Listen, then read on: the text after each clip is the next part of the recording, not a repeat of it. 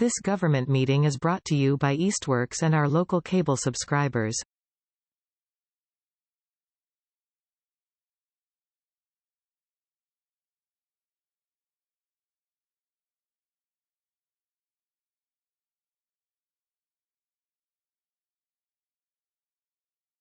Welcome everyone to the September meeting of the Easthampton Community Preservation Act Committee. Before we get started, I just want to introduce our members. I'm Scott Kavanaugh. I'm the mayor's appointee and the chair of the committee. I'm Dan Rist. I'm appointed by the city council. I'm vice chair. I'm Shirley Jordan. I'm planning board's rep. New, welcome. Yes. Welcome. Tom Peak, City Council rep. Mary Church, Housing Authority. Jay Ryan, Conservation Commission. I'm Ava Gersel. I'm the Community Preservation Planner, Conservation Planner. And it looks like we have one member online tonight. Yes, I'm John Brunner for the Historical Commission. Great. Thank you, committee members. We've got agendas here if people haven't received one of those. And if you haven't signed in, make sure you do that before leaving. First order of business, we have approval of minutes. Is there a motion for the approval of the May 14th minutes? So moved. Second. Excellent. All in favor? Aye. Actually, wait, I need to do a roll call because of that. John. Thanks, John. John. All right. Do you have the list? Andy is collecting. All right. Scott I can't Kavanaugh, that's raise me. my I hand. vote aye. Dan Rist. Aye. John Brunner. Aye. Kier Henninger is absent. Mary Church. Here, yes. Tom Peak. Abstain. Greg Rowland is not here. Jay Ryan. Aye. And Wendy. You, Abstain. what do we got? Did we get five? I think that was 4 of you. Me. No, John voted yes. One, Yes, two. that was John five. voted yes. 5 with 3 abstentions. 2 2 abstentions and 2 absences. Excellent. The minutes are approved. Do I have a motion for the July 16th So minutes? moved. Second. Thank you. I vote aye. Dan Rist. Aye. John Brunner. Abstain. Mary Church. Aye. Tom Peak. Abstain, sorry. Jay. Aye. And Wendy. Abstain. Now, what do we have? 3. One thing you should know is you actually do not need to have been at that meeting That's to correct. approve the minutes. We've confirmed that before. I would like to change my vote then. Great. John, you're changing your vote to what? Aye. Which means we have 5 ayes with 2 abstentions. Thanks, John. John. real quick, if anyone's here who sees their name on the minutes, this was my reading of the handwriting. Is anyone here who wants to correct the spelling of their name before these go into the record?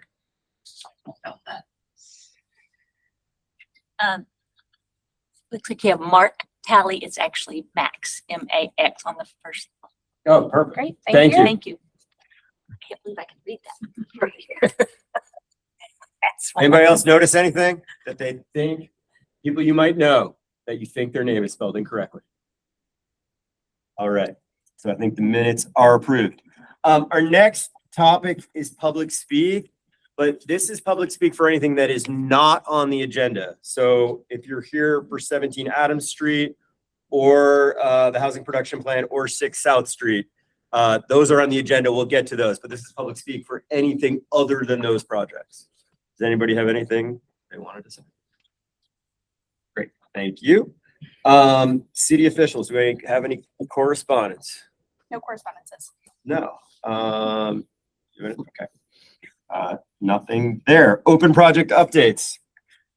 Not a lot new from our last meeting. We went through a whole stack of biannual reports. So if you missed the last meeting and you would like to know how a whole bunch of our projects are doing, all of the ones that have the June over here provided an update. So we did receive a report from every project that was due for one.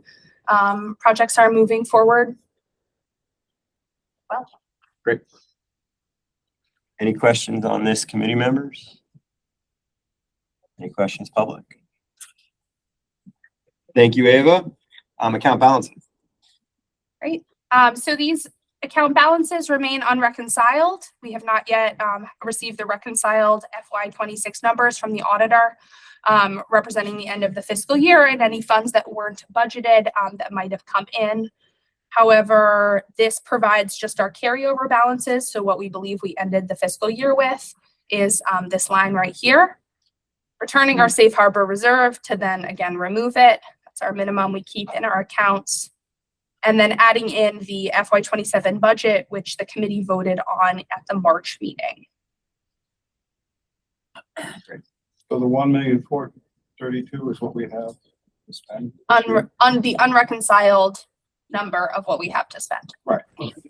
And just so everybody in this room knows, it's on a fiscal year from July to June. So we're at the very beginning of the fiscal year. We haven't spent any money from the Community Preservation Act fund for this year.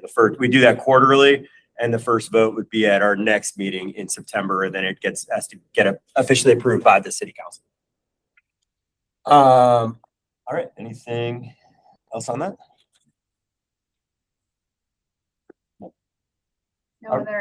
Nothing else to report here.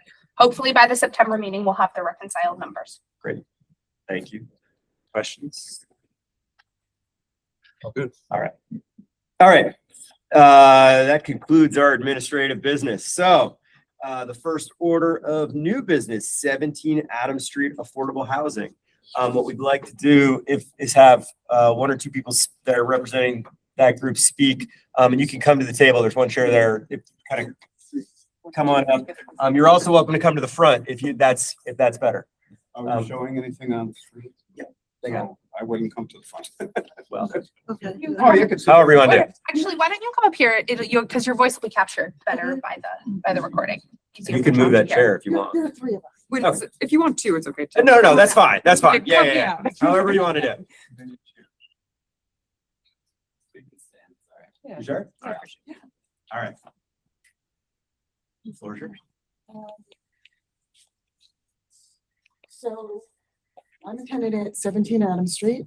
The building was purchased last year by Hurricane Properties, a private equity company.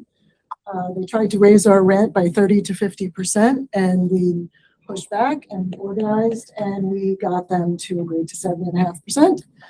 And did a bunch of stuff with the health department, got the building, it's got some things fixed, got some stuff done on the property, and they let us know on April 1st of this year that they are selling it. And in the process of organizing and getting to know more about tenant rights and tenant actions and what's possible, started to do some research on how we could possibly purchase the building ourselves. So in the spring, I looked into, well, let's back up. So let me tell you about who lives there, right? So it is an 8-unit building. There are currently 10 adults and 1 child live there. He's about to turn 5. Several pets. And we all know each other. We all communicate with each other. We all look out for each other. We are like a family. It is not just a bunch of people who happen to be living next door to each other. We communicate with each other all the time. We look out for each other. We take care of each other. And yeah, we began organizing with the previous landlord because he wasn't addressing certain problems in the building. And we formed our tenants association. And then when we found out that Hurricane Properties was buying the building, we stepped up our efforts. And like I said, we negotiated a 7.5% increase in August. So maybe the next slide. Yeah, so just, to fill it in a little bit, Hurricane Properties is 3 finance guys originally from Amherst. The main guy we deal with is in Charleston, South Carolina. They have a lot of properties in Berkshire County and some in Hampden County. And they have a property manager who deals with all of their properties who's in Florida. So we have no local contact. They send over maintenance guys. They have a local maintenance group. So yeah, so last June, we had a big rally right here. We were outside, we had signs, we had bullhorn, we had a town hall meeting. We brought a lot of attention. That's Katie Talbot from Springfield, No One Leaves, who was helping us organize and making a lot of noise. So over the course of I've lived there for now 5 years. So I moved in 2021 when it was being sold by the previous owner who had owned it for a while. And then 3 years later, the guy who bought it sold it to Hurricane Properties. And you can see Hurricane is still trying to make a profit. They didn't get their profit they wanted from us. So I was told by a local real estate agent that price is way too high because they did not do enough capital improvement to justify it. There has been very little interest in the building. We've had a total of 3 showings since April. There were 2 right in the beginning in April, and then 1 just a couple of weeks ago. So yeah, there's not a lot of interest. They're not showing it. As soon as Maria put up her for sale sign, some of us got together and said, we don't like that. That doesn't look good. What can we do? So we made our own sign. And it says, it's over here. We had it originally in front of the house, but the real estate agent sent a photo to the property manager in Florida who said, hey, who put up that sign? And I think it was Bree who said, what about that strip of grass in the front? Who owns that? That's owned by the town. So we said, let's put the sign there. That's not covered by the lease. And so the sign has been there. One blew away in the storm. So that's what it is. So we have a sign that says future property of 17 Adams Street Tenants Association, so that everybody knows we're staking our claim. So yeah, so then I reached out to every housing development, cooperative development, housing advocacy group that I could find in Western Mass and beyond. And when I got in touch with Sarah at the Valley Housing Co-op, she brought it to her people in Greenfield, and they said, sure, we'll take that on. We will expand our co-op, and you can be part of our co-op, and we will help you buy the building. And well, I'll let them take over from here. Good job. Hi, everybody. My name's Sarah Brown. I'm one of the co-founders of Valley Housing Co-op, along with Saul and other folks not in this room. I live in Greenfield. I'm also on the Greenfield City Council and work with housing issues there. So just a little backup on who Valley Housing Co-op is. So we incorporated in 2024. We purchased 2 duplexes. They're all 2-bedroom units.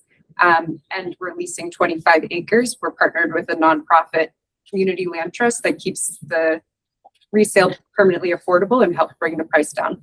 So we use sociocracy, which is like a democratic, decentralized type of governance, and it really allows everyone to be a leader and participate in decision making. And we're multi-stakeholder, which means that we have different classes of membership. Anyone can join. You can show up, go on our website and join for $5 a month, or you can still just subscribe to the newsletter. But if you want to be like a community member officially, you can sign up that way. And then we're group equity. What this means is that the co-op got the mortgage. So individuals to live there don't have to be able to afford a mortgage or afford a down payment. The co-op was the one that applied. And so the co-op will have the equity. And so for individuals, it can feel like the experience of renting in terms of the flexibility and the low barrier to entry, but it's actually resident ownership in that you have the stability and you have the, like you get to be rooted in a place. You're not leaving unless, something happens. So yeah, this is just the 2 duplexes that we have, and it's next to the Connecticut River, and it's super gorgeous. We also have goats and chickens. Go to the next slide. So just to high level, the project goals, of course, affordability. The tenants that live at 17 Adams Street are not wealthy. I hope that's okay to say that, but below the CPA requirements, well below 100% is the CPA, but well below that, 80%.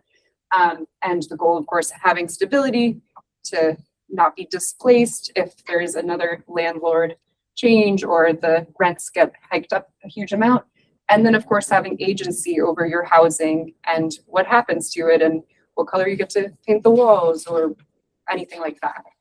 And then maybe most importantly is the public benefit value of setting precedent. A lot of traditional affordable housing is not led by the people who live within that house. So this is just an extremely cool opportunity for Easthampton to support a project that is innovative, where the folks who live there are organizing and will then be governing what happens with the support of an existing housing cooperative and using the same bylaws and being another like subcircle of decision making. So there's still the built-in structure. We have the contacts, we have a bookkeeper, we have a lawyer, like reusing that infrastructure, but applying that to be locally self-governed. So those are the high-level project goals, and I'll let Saul speak about how it'll operate. Hi, I'm Saul. Nice to meet all of you. Thank you for having us here. So we haven't made an offer yet. We wanted to line up some of our funding before we make that offer to the seller, but our plan is to make a $950,000 offer similar to what they bought it for a year ago. And we'll also need to raise some additional in capital reserves. The building needs a lot of work, and also to start our funds off so that when we need roof repairs and stuff that we're not in bankruptcy.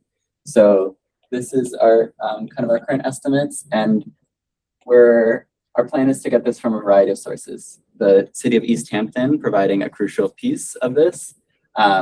We've worked before with the Cooperative Fund of the Northeast, and they've signed a letter of interest to move forward with this. So this would be a mortgage that the cooperative itself would take out.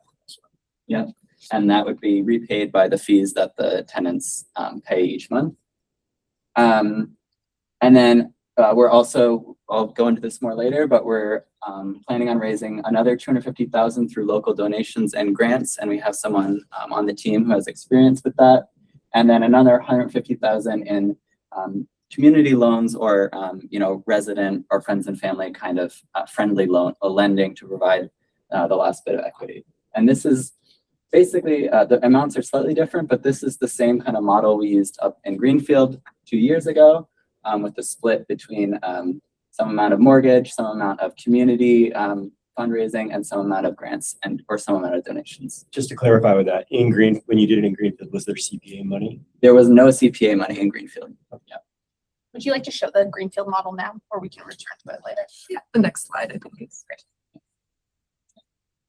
This is, yeah. I don't think we have the Greenfield model on the slides, right? Oh, yeah. Oh, thank you. That's super helpful. Yeah, so this was, This is yes. So I have, sorry, this was a bit late, but I sent this to you all today. This is, have some more details on what happened in Greenfield in terms of the timeline and all of the amounts. So this actually campaign was quite fast. I think like total fundraising was 40 days. It was very compressed. It was under a traditional real estate timeline. We were able to raise, I think, yeah, this total amount was about 400,000 in community capital from 74 donors and lenders. And if you scroll down to the bottom, they have this. So it's actually kind of a similar amount, a total of 1.1 million. There was an amount that Valley Community Land Trust was our partner. They gave 150,000. That was part of their fund. We don't have that partner here, but these two are our lenders. This was a contribution from a developer. That was a donation. These are community contributions, and then community participation loans. That was like friendly community lending, basically. Can I ask a question? Mm-hmm. That closing fee is higher than the purchase price. Can you explain that to me? Because that Was the realtor fees plus legal fees plus title exam and whatever else came out. it should have been in that business, gee. Yeah. No, with closing fees, the total with closing. Oh, The sorry. purchase Oh, I price misunderstood. Plus. Yeah, yeah. I thought the closing fees were $1 million. No, no. okay. Okay, No, it's like I'm sorry, I'm over 70. It's a lot of numbers. Yeah, sorry. You said more. You are back. You can go back. Can I ask Eva a question? Do you have a precedent for this kind of thing? CPA, I mean, Well, I think that's gonna be a longer Yeah. discussion about it. Let's keep going. oh, I Is thought that they were okay? done. I'm sorry. Yeah, so, like I said, Cooperative Fund of the Northeast, the tenants union is supportive of this project as well, and we're in conversation with two potential fiscal sponsors actively to see who could receive those donations for us locally. Yeah, and so a little bit about how the subsidy would work and how it would benefit the project. So the current tenants are all well below 80% AMI. At our current math with this offer and this amount of subsidy, this would lead to a 6% rent increase, which is still high, but lower than, if we offer the full price or if we didn't have any subsidy. So we need this amount of subsidy to keep the rents basically from being too high for the existing tenants and leading to displacement of those existing folks, which is the most important thing. Keep going. There's a little bit more here on fundraising strategy. The person who is spearheading this is not with us today, but there's some more details there about kind of the plan on the community fundraising. Keep scrolling, I think. Yeah, that's a little bit about them. Yeah, so this is our hopeful timeline here that in August, we confirm our fiscal sponsor. We've been having active communication with both of them. We're also have been exploring what entity would be best to administer an income restriction that would verify that all the tenants there year over year are still below 80% AMI or 100% AMI, whatever the number is.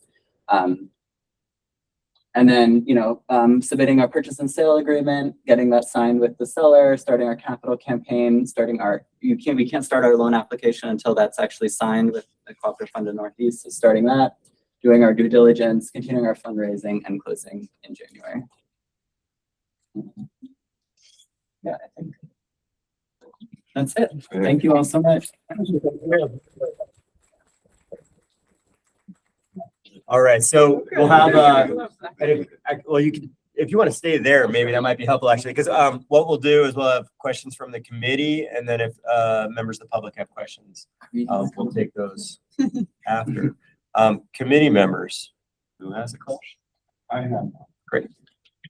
I'm assuming that the deed will put a restriction on it that it has to stay affordable housing for 50 years or something.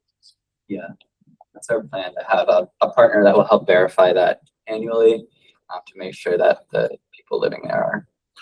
When you say purchase and sale in September, does that mean you're going to make an offer? Don't you have to have your funds available by then? No, like in our previous project, we had enough to put down a down payment available, but we didn't have everything fundraised, and that would be a contingency in our purchase and sale. If we're not able to fundraise by the closing Yes, date, no, then neither. I got it. And similarly, I mean, if this was approved, I assume we could put a contingency in, we would put a contingency in for this where the money that would be approved here wouldn't be available unless the property was closed. Be available at closing. Yeah. Well, just to be clear, we understand that the CPA funds is not our initial source of funding, right? We're not looking to the CPA to get this started, but because of the funding cycles and how this works, we decided to. Sure. I'm curious, just because you said you were on the city council in Greenfield, like, this Greenfield is a CPA, right? Like, what did this come up in the discussions with Greenfield, and what did that look like? Greenfield CPA has 200,000 annually. So we're really we're not on the level that you all are at. So we are trying to have an affordable housing trust up there because that would, help funds be spent more flexible with the real estate market. We have not applied for CPA funding in Greenfield with the housing co-op just because it didn't line up with the timeline that we were looking at last 2 years ago. But I'm sure we will in the future. Yeah. The Thank you. Greenfield CPA has a 1% surcharge. Yes. So they don't receive, so they receive much less in local revenue, and they also receive substantially less in state match because they don't fund at the full You can 3%. approve it 1%, up to 3%. Mary. Is this, What are the repairs that have to be done to the buildings? I was gonna say that, yeah, that's a great question, and we won't know the full amount until we get the purchase and sale signed. And then we can have someone go and do the inspection, and that can be used as negotiation, right? after you get the purchase and sale signed, you can say, hey, but we found that the roof needs XXX, you need to take that off to, you know, so that's kind of how we dealt with it in our previous property is we had some estimate, you know, a vague estimate of what the repairs would be. And then until we get someone there, it's hard to know, you know, concrete numbers. Well, I wondered what specific repairs that you know of now that need to be done to the building, not so much the money, just Sure. what it is, because I All know of you, us who live here or live there are aware of some of the problems. right. We have, for the past few winters, we have had a significant ice problem outside on one side. The ice dam was, I compared it to the Lex Luthor's ice cave in Superman. It was tremendous. So there's an issue up there. And then last year, the apartment, so Hurricane Properties decided, because there's dripping, right? Decided to put up a gutter on that side, and it made last year's ice problem even worse. Yeah. And the apartment that sits behind the gutter they had to have some of their walls ripped out because there was a lot of water damage. We know that there is water damage in the walls. We suspect that there's mold throughout the building, but we can't. The health department couldn't help us with that because they can't cite what they can't see. Okay. Right. Here we have some leaking in the basement. Yeah, it's an old building. Yeah. And just to add that, yes, it sounds like a headache, but cooperative ownership is not, it would help with the price point, keeping the rents lower and stable, but also this quality of housing. Like that's something that if the tenants, you know, have the power to address these issues, a slumlord probably never will. So this will enhance the quality of the housing as well. Sure, and to expand upon that a little bit, we've been subjected to random repair people who we don't know showing up to fix stuff. Some of them don't speak fluent English, which in itself is not a problem, but it's hard to navigate. And Hurricane Properties doesn't communicate clearly with us. They don't listen to us when we say we know the building and you know we know what needs to go on. So yes, as Sarah said, this will give us the opportunity to actually develop relationships with local service people who will then know the building, and we will be able to work with them directly. You want to ask your question to Ava now? Is there precedent to this? So precedent specifically around a tenants association or a housing cooperative purchasing a building. I couldn't find that in the CPA backlog of projects. I did dive into Cambridge and Somerville as Scott had suggested. I did, however, have a illustrative conversation with Shelley Goring from the Massachusetts Housing Partnership, who's the professional on this, and she was very pragmatic and hopeful about this project, and really highlighted ensuring the long-term affordability is going to be the key process here. So the income certifying piece of this is the piece that the committee needs to be really sure in order to meet the requirements of CPA, that those incomes are being certified on an annual basis, which the city won't have that much oversight in once the funding is supplied. Right, sure.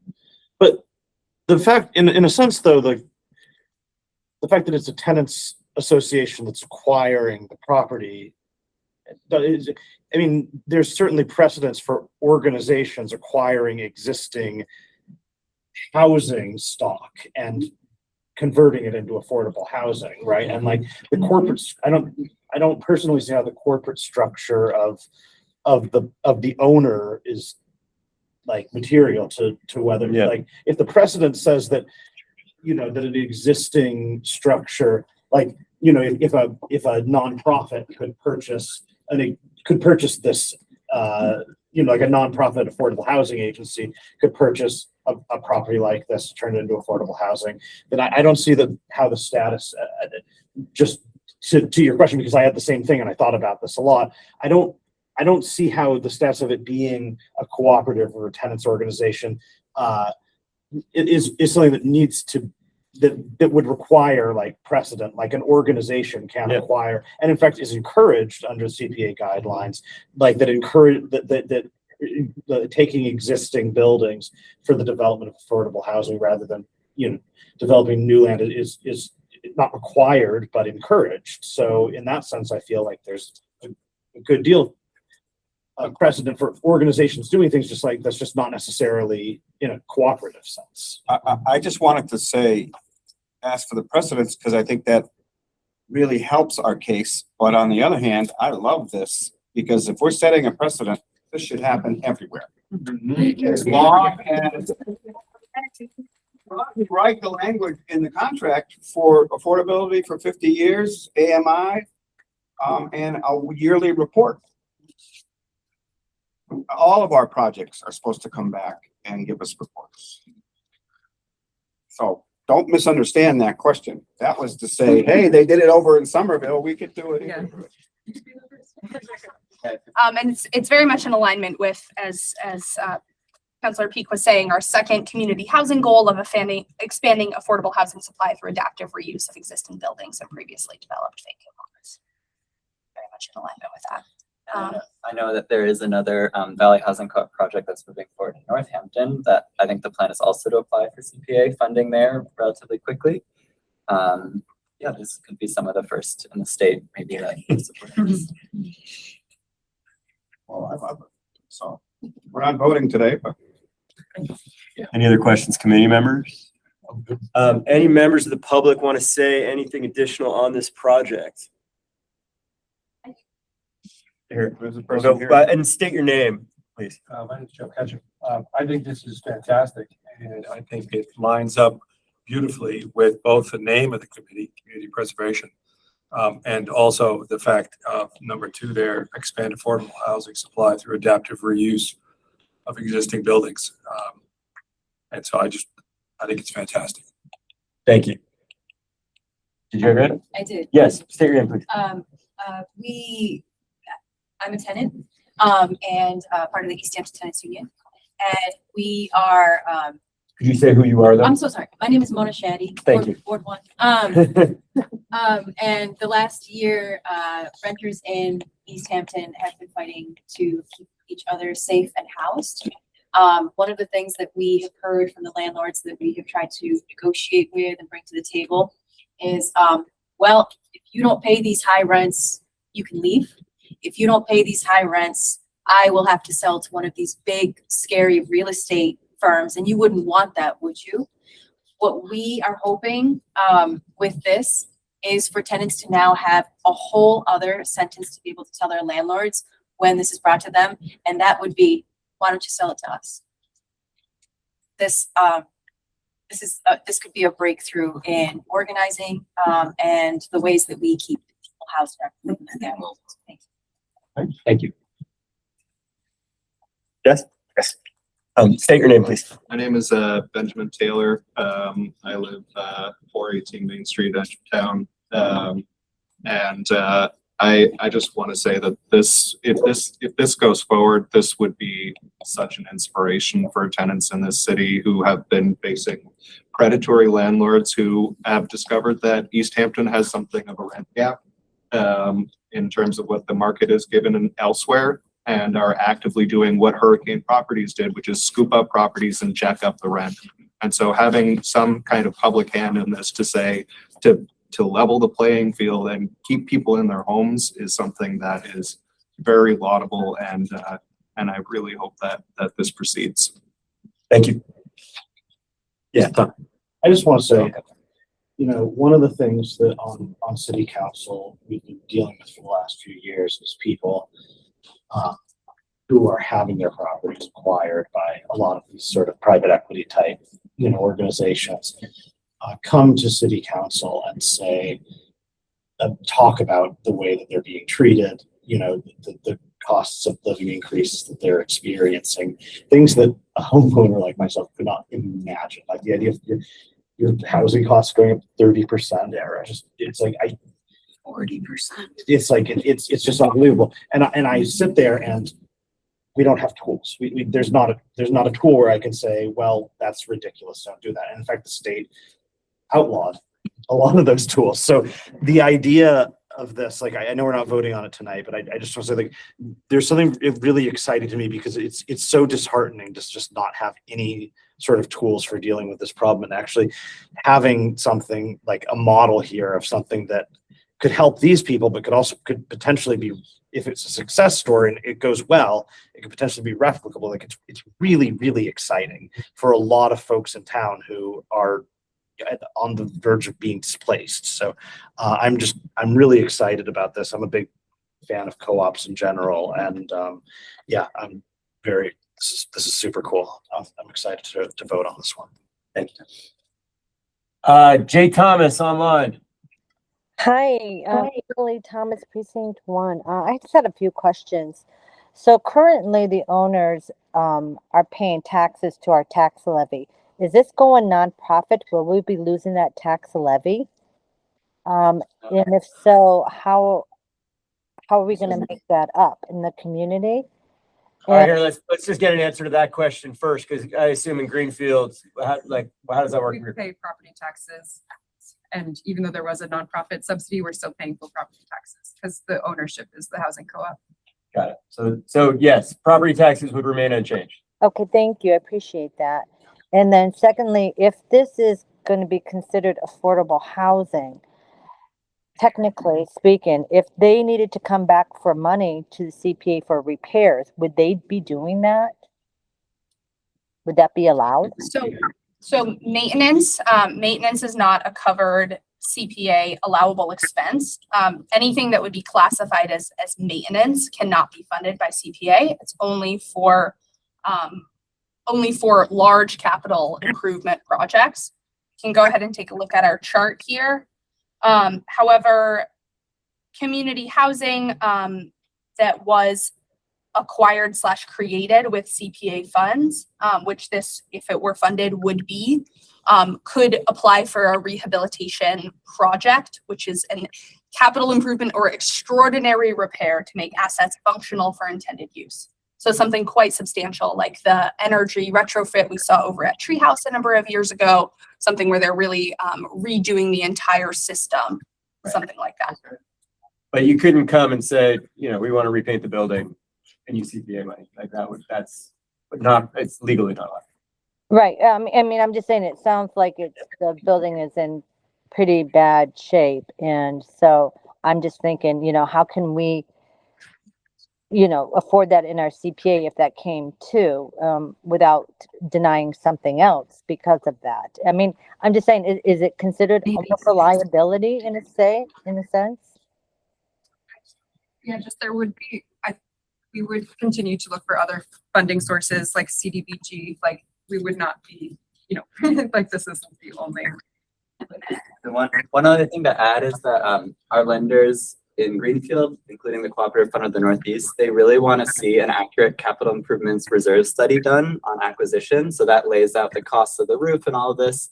They don't want to lend to a project that's not going to have funding to support itself, and that's going to have to rely on grant funding to be sustainable. So just so that from our end, we would want in our budgeting to make sure that things are in the green long term, including all the repairs that need to be done. Okay. And that's in that $150,000 you put in. That's really the intention of that. Exactly. Any upfront repairs that we know about, we want to be able to budget for them and fundraise for them at this stage, so that we're not in a year being like, oh no, we have no money, we missed this huge thing. So, and the rent, technically carrying charge for a co-op, but it's essentially the same thing, but that would continually replenish the capital reserves. Okay, but it is a risk though, correct? Well, I'm just saying it's a risk that needs to be kind of looked at. Explain what you mean, like the risk of what? Having to go back to the CPA for more money. Because, I mean, as homeowners, a lot of us are under that income level that they qualify for that. And they're struggling too, but they can't go to the CPA and ask for money to help them out. So I just think that, if you're going to do it, if you approve it, you need to make sure that they actually have that funding available to them for any capital improvements and not come back to the CPA, because we can't afford it. Okay. Homeowners Thank you. can't afford that. Thank you. And the other thing I'd say with that too is if, you mentioned the inspection, I'm guessing there could be a scenario where the inspection comes back and that number is higher and you say, oh, we need to fundraise more, or it's way higher and you say this isn't gonna work. Those are both, I mean, that would be unfortunate, but those would both be possibilities.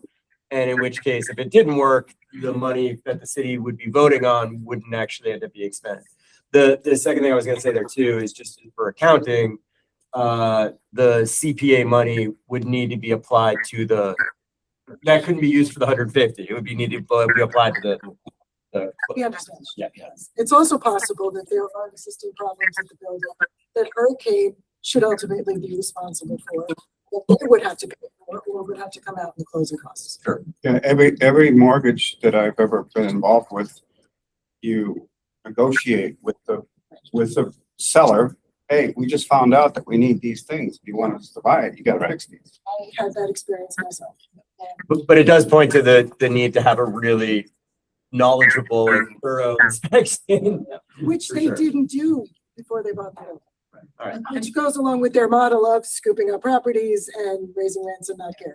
I was just gonna mention that in Greenfield, the properties that the 2 duplexes that we acquired had significant issues, and we have 2 years later, they've been rehabbed and moldy carpet's been pulled up, new flooring, like full paint redone. Like it's really, we weatherized them. We're getting solar panels right now. Like we're getting mini splits this fall. Like we're really got hot water heat pumps. Like we've really done a full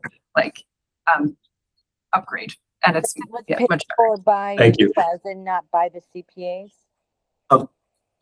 Is there anybody else who has any other comments on or questions about this project? I want to note something for the Yeah. committee. Yeah, so something the planning department, in my research in advance of this meeting, the income verification piece is really key here, because we could get out of compliance with state law here if the incomes aren't being properly verified for this to be an affordable housing unit. So having probably an external process, or if Valley Housing Co-op develops the capacity internally to do the full income verification. We don't have capacity to do that at the city. Most cities don't. That's not a process we do, but it's a considerable amount of paperwork, and it has to be done annually for each tenant to ensure that their incomes are below either whatever AMI limit is set. And typically a private developer would do that themselves, or like when not-profit developers, Valley CDC would do that themselves. Exactly. They're annually making sure that happens. Yeah, So- and they send proof of work to the city. So the city is the second check on that, but Valley CDC assembles all of the documents in advance. I want to be clear, the housing authority is the property manager. The housing co-op. Housing co-op, I'm sorry. Housing co-op is the property manager and the owner, and then technically, or the tenants union, whatever. So you would be responsible for maintaining the income guidelines.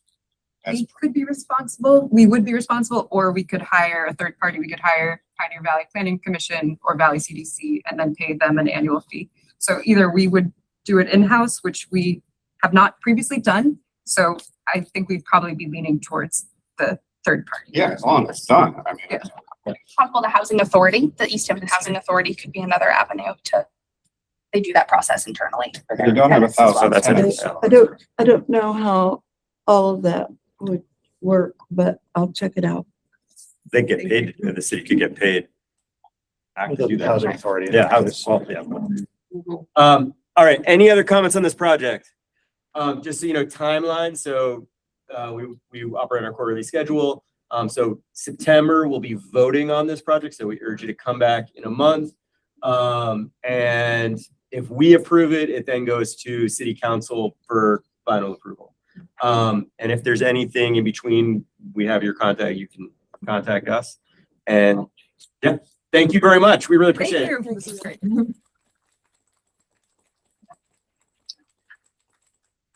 All right, next item on the agenda is CPA affordable housing role and eligibility review discussion. I think, Dan, you I put put this this on the on agenda. here because I was let me start from the beginning. CPA has 3 tenants, and the primary one is affordable housing. It has always been that way, and for years, we have been dealing with projects, whether they're on undeveloped land or developed land or new buildings or whatever they are. We have never had this precedence of us dealing with, the 6 South Street one before the planning board's even seen it is a precedence. But I said to myself, and I wanted you guys to comment on this, I have to judge a project, not on what the planning board's gonna judge on it. They do traffic studies, they do location, they may change it completely, they do all that stuff. And we don't have that yet. But I'm judging it based on the public benefit and whether or not it's eligible in the affordable housing. And I just wanted to remind myself and all of us that we need to judge projects based on CPA criteria for affordable housing and the benefit to the public. All the planning board stuff, which I would have loved if it came in before us, I don't want it to influence me because that's not our job. That's all I wanted to say. Does anybody have a comment on that? Because I found myself very conflicted because we don't have planning board stuff. And with comments on this from the committee, I'd love it if, because we're going to talk about 6 South Street in a bit. I'd love to just talk to this in general. It's a general comment. Yeah, it is. Yeah, absolutely. And thank you, Dan, for it. I thought maybe we Yeah. could review the language from the act that enables this board. B1 sets out the need for the preservation plan. We do that. And then B2 is where we really get into the meat of what this committee does. So just so we could all see the language and all be on the same page. The Community Preservation Committee shall make recommendations to the legislative body, that's City Council in our case, for the acquisition, creation, and preservation of open space, for the acquisition, preservation, rehabilitation, and restoration of historic resources, for the acquisition, preservation, creation, preservation, rehabilitation, and restoration for land for recreational use, for the acquisition, creation, preservation, and support of community housing, and for the rehabilitation of restoration or restoration of open space and community housing that is acquired or created as provided in this section, provided, however, that funds expended pursuant to this chapter shall not be used for maintenance. With respect to community housing, the Community Preservation Committee shall recommend, wherever possible, the reuse of existing buildings or construction of new buildings on previously developed sites. With respect to recreational use, the acquisition of artificial turf for athletic fields shall be prohibited, et cetera, et cetera. And then it goes into our, so then it goes into the process that we make those recommendations, but it's probably been some time since this committee actually looked at that, and this is the language directly from Mass General Law. Thank you, Ava. I think that's helpful. The other thing I think that might be helpful to look at is what you had up before which I think is from the, right there. That's from the CPA. That's from the 2026 Preservation Plan. Thank you. So this and where it's where the second thing was about reusing existing, because it's kind of laid out some criteria that were approved for what we're looking at in these projects. You want to go to the affordable housing section? Yep. Thank you. And you're not up there.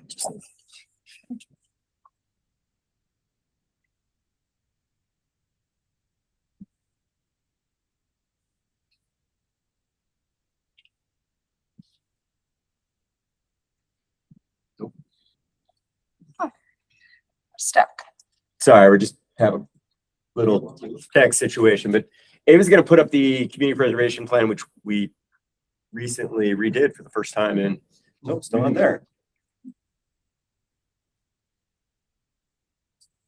Hold on.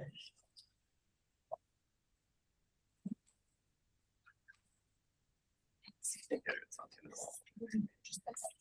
know what? I'm back to it. All right. I didn't want to take up a lot of time on this. No, it's okay. I mean, I think it's actually important because I think it informs the discussion of 6 South Street. So I think it's important to kind of talk about it so that we're all on the same page of what we're looking at before we even talk about a specific. The screen is stuck. That I'm not screen's sure. stuck. Yeah. Okay. So you can see the mouse moving around, but Yeah, but I can't. That happened to me. You have to restart the computer. All right.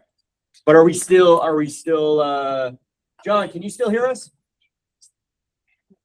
Yes, I can. Yep. Okay, so we're Good on still, this end. so we're still being recorded and we're still live. We'll work on that. But you're not able to do the housing production plan update anyway at this point because of the SEC issue, right? Yeah, hold on. We're getting there. Oh yeah, here we go. Ava solves everything. Oh, she used the rubber. All right, I have a spare. There we go. All right, here we go. So this is what we were looking at before. But in the community housing goals, support rental and homeownership opportunities for low and moderate income households. And then the second thing on here, expand affordable housing supply through adaptive reuse of existing buildings and previously developed vacant lots. And is there anything below that? That's it for. That's it. Okay. Thank you. All right. Any other thoughts on that? Just to clarify for the public, for the committee, who the applicant is with regards to affordable housing is not relevant for the CPA. It's really centered on the conversation around acquisition, creation, preservation, support, rehabilitation, or restore. So they're focused on those verbs around the affordable housing, whether or not property interest or the physical creation of affordable housing is occurring, is the piece that the committee is focused on from an eligibility perspective. From an eligibility perspective, yeah, I would say that's not that there might be concern about it beyond that. Yeah. Yeah, just, and I completely agree, but just to make sure that I understand for the benefit of everybody else. From an eligibility perspective, none of that matters. That being said, the CPA is never required to fund a project. Like, No. you know, so if there was and in fact, a day will come quite soon, probably, where the CPA will not have enough money for all the projects that do apply and will have to be required to turn some down. So it's like, it's not to say that there's nothing to talk about. It's just that eligibility is not really the thing in question. Right. And the other eligibility piece is that public purpose. Right. So in accordance with the anti-aid amendment, it needs to serve a public purpose. Right. All right. Thank you. Continue business, the housing production plan update. No updates from the city's side. Does the committee have any discussion regarding that application? Question. No, I don't. What was the goal timeline wise to get that done? When will the housing production plan be produced? Pressure, I don't care. I'm just curious what your goal is. Yeah, the finalization of it is in late fall and early winter 2027 into early 2028. Had a year. Awesome. Thank you, Ava. Any public questions on that? Right. 6 South Street, affordable housing, NRP group. Ava, first, do you have any updates for the committee? The updates for the committee is that no materials have been submitted to the planning board at this time. So I thought we could just take a second and look at the planning board's meeting schedule for the next couple months so that we have sense on if materials are submitted to the planning board, when those would be made public.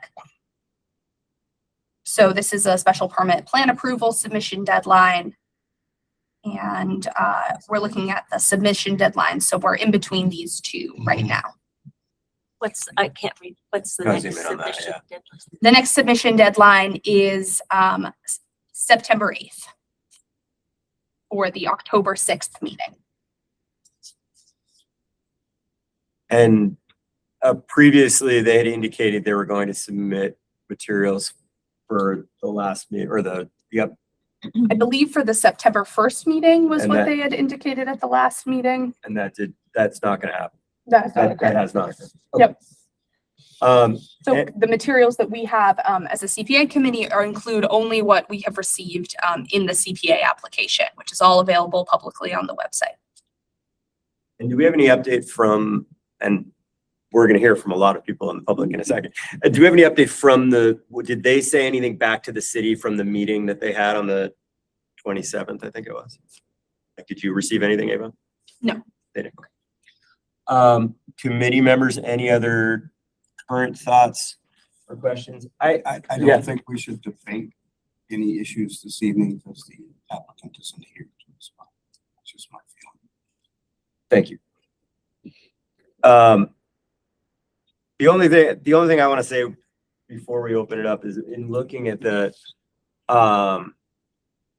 community preservation plan and just thinking about this over the last month, one of the things that we've stated that we've looked to do is prioritize projects that are in vacant lots or adaptable reuse. I think we have an urgent housing crisis in the city. I would like us to explore more how we get more projects that fit that criteria, because I think there's probably roadblocks to that. And I think as a committee, I'd like to see more applications come to us that are looking at reusing existing land, especially in the downtown core where there's transportation access, there's potential jobs, right? I have a comment. Yeah. And I wonder if it's a rule we can apply, and I need Eva's help with this. Why are we dealing with a project that has not gone to the planning board first? Can we set up a rule that has to happen first? Or is that? Well, they can apply. I mean, anybody can apply at any time, right? Well, we can set up a rule that if it's a project like the 6 South Street, we could set up a rule. You haven't gone to planning board? And I'm asking Eva because you are the filter for us. Mhm. And they're eligible from what they've presented. Right. But as you told me, it could change completely once the planning board gets a hold of it. Yeah, So I I'm think, wondering, can the committee Yeah. make that rule legally? I mean, I wonder if it makes sense in our next preservation plan under our guiding principle for project evaluation and selection, if we have something in here that says, has secured all necessary permits to be construction ready or something like that as a as a guiding principle. I wonder if we've done this before too. I guess we have probably seen a project that has a plan but hasn't been completely permitted, like the Main Street one you talked about. That hasn't been permitted yet, right? 385 Main Street at this time has been permitted, but was not permitted That's when right, it came in yeah. front of the committee. And I think that is an example for the committee of a project that has changed pretty substantially. And they'll be coming back in front of the committee with updates on how their project has changed. I'm not necessarily ready to make any sweeping things, but it's not even in our agenda to discuss a rule, but I hear you. I do want to say, like, I'm probably among a lot of people, in town, probably one of the people that's more on the favor of we're in a housing crisis. To fix it, sometimes you wouldn't need to make an omelet, you need to break a couple eggs. Like sometimes you have to make a project that not everyone's happy with. I'm generally okay with that as an idea. What to me, I just want to voice, I have a certain amount of discomfort about is the idea of a project that just like you said, like that when we're talking about these things, we're talking about using scarce funds, and we're talking about using funds that could potentially be used in another thing. And part of the way, the criteria that we're using to determine whether this is the best use of these scarce funds or something else is the level of public good that comes with it. And when you're talking about a project that's early on in the permitting discussion and that could change in substantial ways, I have a certain amount of discomfort. Now, with funding something that what ultimately comes out of it could end up looking quite a bit different than what we funded. And so it's not to say, that I think that pretty much any affordable housing project that we end up funding is going to have a certain amount of pushback from folks who, are concerned about development in their neighborhood, and that's fine and human. I'm just saying, like, the thing to me about it is that usually there's a process where those concerns get heard and either deemed to be valid and they're addressed, or they're deemed to be not something that the city really has the ability to act upon. And what's been sent to us is something that I feel has had the benefit of going through that public process. And that makes me feel a little bit more comfortable that if somebody says, well, I don't like this project because of blah, blah, blah, I said, well, the planning board heard it out and apparently they thought it was acceptable. This not having that gives me a certain level of anxiety. It's not to say that I'm a dead no, it does. And I just wanted to voice that. I want to bring up that we have the right to change the amounts. We've done it on other projects. I mean, we don't have to give them 500,000. We can change that completely if we want to. And I'm just putting things forward that were in my head, and I don't know where we're going to go. All right. Any other committee members? All right. Thank you for your patience. I know a lot of people are here to comment on this project, so thank you for your patience. We have a couple public comments, written public comments we'll project at the end. Well, yeah, great. So we have written public comments we'll project at the end because I want to make sure the people that are here to speak to this project finally have the opportunity to. So thank you for your patience. Again, make sure you state your name before you begin speaking. Who would like to comment on this project? Yes. Thank you. I'm Mike Messer. I live on Westview Terrace. I'm not in the butter, but I'm in the neighborhood. As Tom said, there's certainly concern from all neighbors and people in that area for this project for a lot of reasons. We're not going to get into the planning board aspect of this as you said, because that's going to be debated in front of the planning board. But I do disagree a little bit. Well, it does matter who's applying for these funds. This is not a nonprofit. This is not a co-op. This is not Habitat for Humanity or American Housing. This is NRP, which is a billion-dollar company with 225 million in revenue annually. And they're coming to our little city and asking us for $500,000. That's quite a big ask, I think, of that company, a for-profit company. And there's this narrative that they're going to help with affordable housing, which is a relative term. We went to their meeting and they rents for a 2-bedroom will range between 88 if you are designated for one of the few low-income apartments, up to 2388. The median rents now are 1735 to 2368 in Easthampton. So it's not pumping affordable housing into this area. It's not relieving that pressure. It will provide apartments, but it's not what it's said to be. They're one of the largest developers in the country. And so they're here to make money. They're not a benevolent thing. So besides all the planning, this is fraught with problems, traffic problems, runoff problems, wildlife problems. It's stripping a forested area. It certainly is not using old lots or old buildings to be repurposed. It's creating a new street with all kinds of problems. And I think they're going to have a hard time getting to the planning board. But I just my main point is that the fact that this big giant company is coming here and asking for $500,000 does not sit well with the taxpayers in Easthampton, not only in our neighborhood, but citywide. People are like, you've got to be kidding me. So that's my point of view. Awesome. I thank you for your consideration, and I do appreciate all that you've said, and thank you for that. Thank you, Mike. And just to clarify, when Abe was saying it doesn't matter about the applicant, that's just for eligibility. It certainly matters. Like everything you're saying relates to public good, and that's certainly part of what the committee looks like. Thank you. Yes, please state your name. Hi, my name is Moshe. I'm a resident of Easthampton. I live on Main Street. Can you say your last name? I'm sorry. Oh, Moshe Eisenberg. Thank Sorry. I was at the same meeting that you were at with another union member of mine. And he is correct there that a certain percentage of the housing that's being produced will be considered low income, but not the whole thing. So there is that aspect of it. And also to be considered is that I think he said, I asked the representative at the time what their timeline was looking like, or someone else did. And they said generously, it's looking at 20 months from the beginning of construction to the end of construction. That's very generous, as they were saying. Whereas we have individuals who need housing now, who are in their housing, which is currently being threatened by the lack of support. So it's a matter of housing in the future versus housing now. I like long-term planning, but that's something to consider.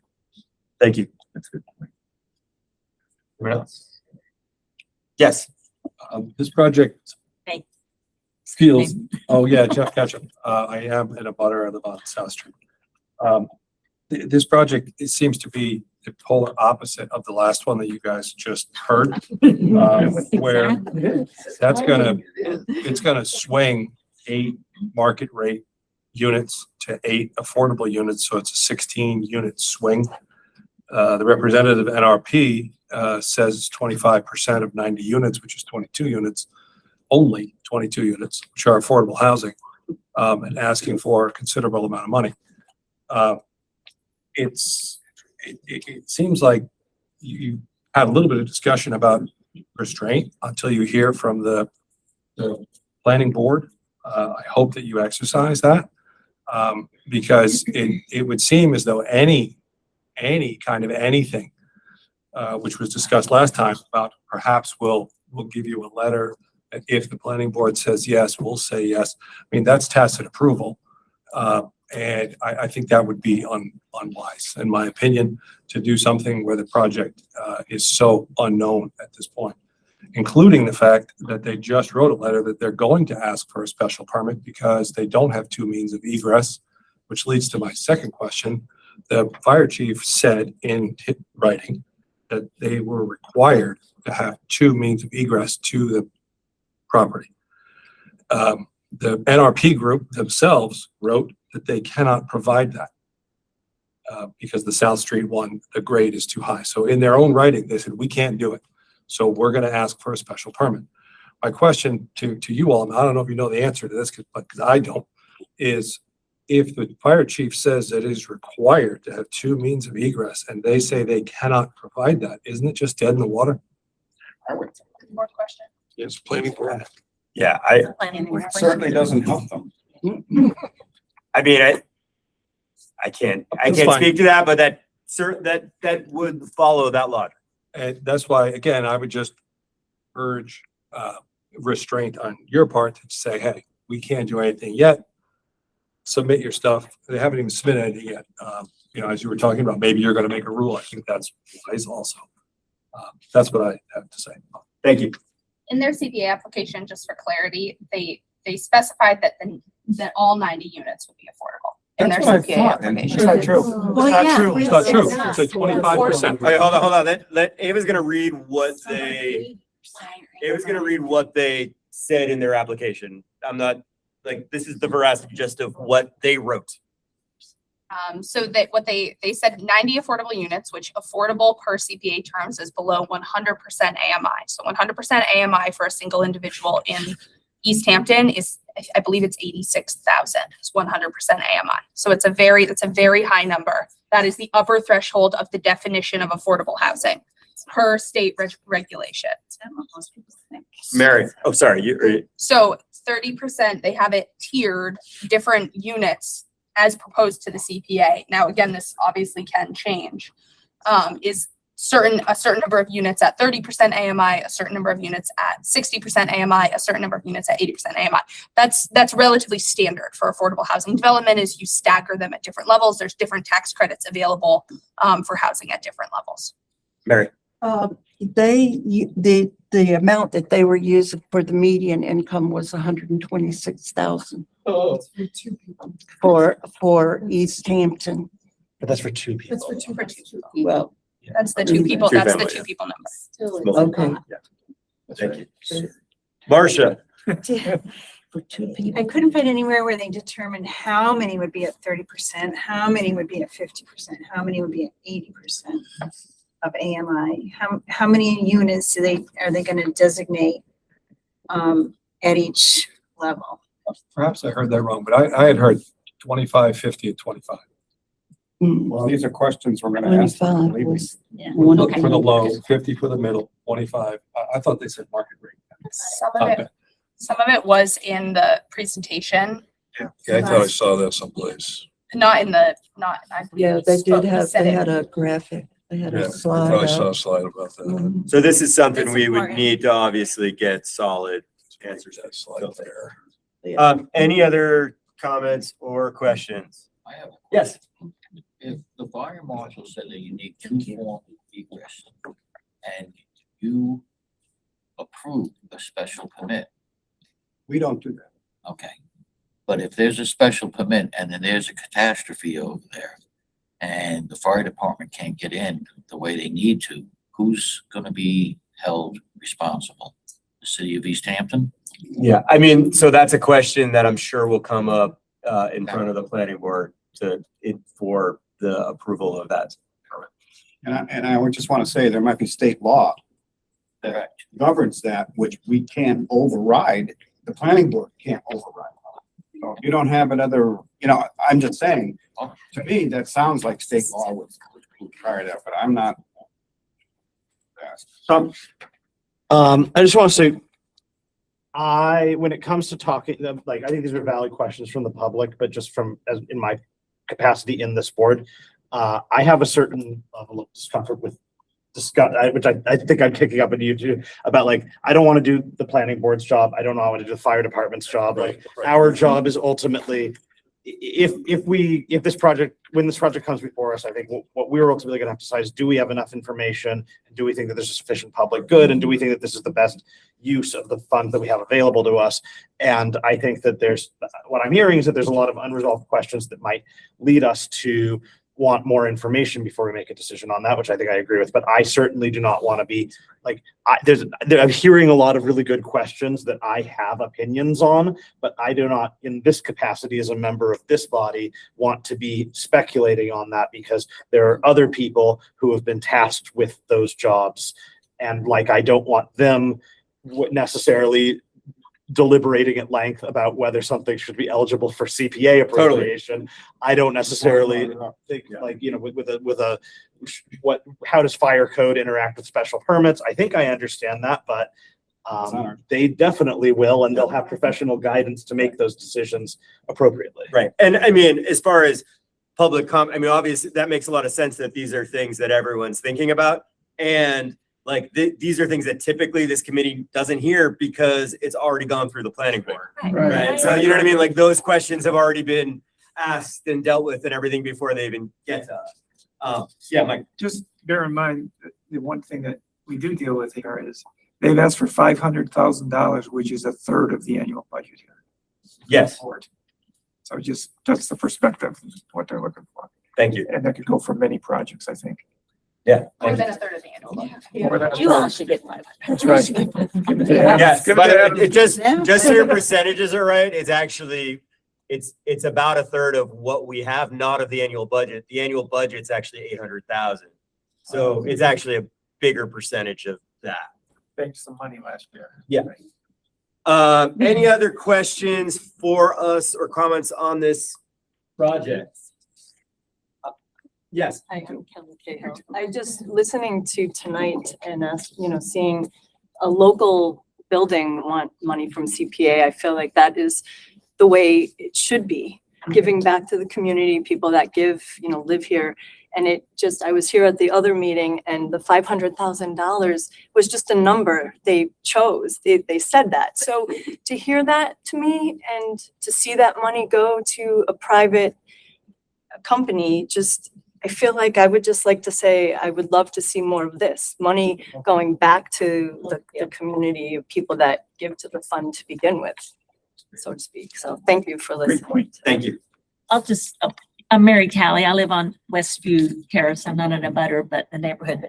My fellow speakers spoke eloquently. I don't want to just repeat everything, but just that all the points you all brought up have been on top of my mind. The issue of the company itself that is something that would be brought up to the planning board, that they're an out of town for profit. Would that go into their decision? I know they can apply. Yeah. So, I mean, as far as we're concerned, what was brought up before is like, as far as eligibility for the money, they're certainly eligible. Correct. Right. Yeah. And, but who the applicant is certainly plays a role in determining whether it's public good. And so that's one of the criteria that we look at as a committee. As far as the planning board, that's a question for the planning board. Yes. I just want to note that just relevant, because this was a question the committee had last time. As a for-profit developer, this property would stay on the tax roll, whereas nonprofit acquisitions of properties such as 385 Main Street. That property was purchased by a nonprofit just about a month ago, and that property is now completely off of the tax roll. Just one other piece of information, because that was a question that the table had last time. I just want to reiterate that, just to be fair, the presenter of this project is a team. Yeah. And I'd like to end this discussion with that fact, because I don't think it's fair to them. All of your questions are very accurate and very important, but we're going to ask them all again. Yeah, and it's on the agenda for continued business, I think. We can talk about it. But I mean, yeah, but the applicant is here, although the applicant will see this video, and actually this gives the applicant opportunity to answer those questions a month from now. Didn't the applicant have every opportunity, as we did, to be here tonight? Yes, although we did tell them that typically they're there for when they present and then again when we vote. So it's not atypical for them to not come to this, although, you know, they could have anticipated. They could have phoned in. There's any number of ways they could have been here. Yes, They could have. absolutely. Good point. Any other comments on this one? All right, before we leave this, so thank you all, first of all, for coming. Thank you very much. Thank you all. Thank you all for being involved in the community. You know, it's good to see city government at work. Before we leave this topic, Ava's just gonna read into the record a couple written comments. Okay. So dear community preservation members, as a resident, Easthampton resident, do you want to read your own comment? I know I kind of felt bad, but I wanted to get something written to you.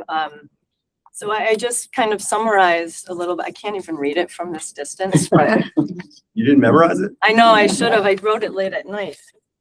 I can read it if that'd be helpful. Sure, Okay. thank you. As an Easthampton resident, I support the goal of creating affordable housing in Easthampton. However, I urge you to reconsider the 6 South Street 215 Park Street development at its proposed scale and location. I agree with focusing our city CPA funding for projects expanding affordable housing by first repurposing existing buildings and previously developed vacant sites. This would use Easthampton's funding to achieve the goals of affordable housing, revitalizing previously developed areas of the city, and protecting, preserving open space and green space in Easthampton, which were top goals chosen by Easthampton residents in the preservation plan survey. This project will eliminate at least 3 acres of mature forest, destruct a local wildlife habitat corridor, and has the potential to further impact Westview Terrace homeowners abutting the development who currently have existing groundwater problems. There are safety concerns regarding added traffic and pedestrians within that short span of Park Street. The NRP is an out-of-state for-profit developer, and as such, it is troubling the NRP is requesting CPA funding prior to planning board approval. Please pause your decision to fund this project, taking more time now, reviewing traffic studies, ensuring emergency vehicle access, reviewing the proposed complex stormwater drainage management system, and hearing concerns of your constituents. To review this pertinent data is the responsible stewardship for our community and its public funds. Thank you for your time with this matter. Respectfully, Kelly Cahill. Well written. Nice job. Nice job, Kelly. And nice job of using the ellipses for pause. Like you use the ellipses and then you asked us to pause. You put it right in there. It was amazing. Right on. All right, we got another one. Yeah, one more. Rather than read it just talks about things people have already talked about. I just focus, I sent a letter before the last meeting that pointed out some of the things. Well, what we could do is for the recording, we could just scroll this through so that it's there Okay. in the recording. Yep. Because it had to do with the company, not being a local Yep. company, So and let's then just- also use preference on using existing buildings, so. Thank you. We don't So- need to. So it'll be in the minutes and it'll be on the recording. So if people want to pause the recording and read There the you go. letter, it'll be there. Mary. One last thing, when they were here, they said the reason why they went to the CPA first was because they wanted to get money from the state and they needed to, and it would be beneficial to them to have a CPA commitment. And the reason that they were rushing it before they had gone to the planning board was because there was a deadline on their funding that they wanted from the state. So that's part of the reason why we got it before the planning board. Makes sense. All right. One other comment from Adam Street that I neglected to Oh, okay. include, so we can So- do that at the end if this. All right. item So is let's closed. just, let's close. So, I think we got everything with this topic. I'd encourage everybody here to keep talking to people in the community about it. Thank you again for coming and being a part of this meeting. If you want to leave now, you're welcome to, but we're going to just do a couple, we have to hear this from the 17 Adams. Yep, this was just one additional public comment that goes with the 17 Adams Street agenda item. For the past 14 years, 17 Adams Street has been my home. For most of that time, I barely knew my neighbors. We were friendly, but like many apartment buildings, everyone mostly kept to themselves. That changed when Hurricane Properties bought the building in 2025. Faced with the possibility of losing our homes, we organized. We didn't just form a tenants association, we became family. We learned to solve problems together, support one another, and take responsibility for the place where we live.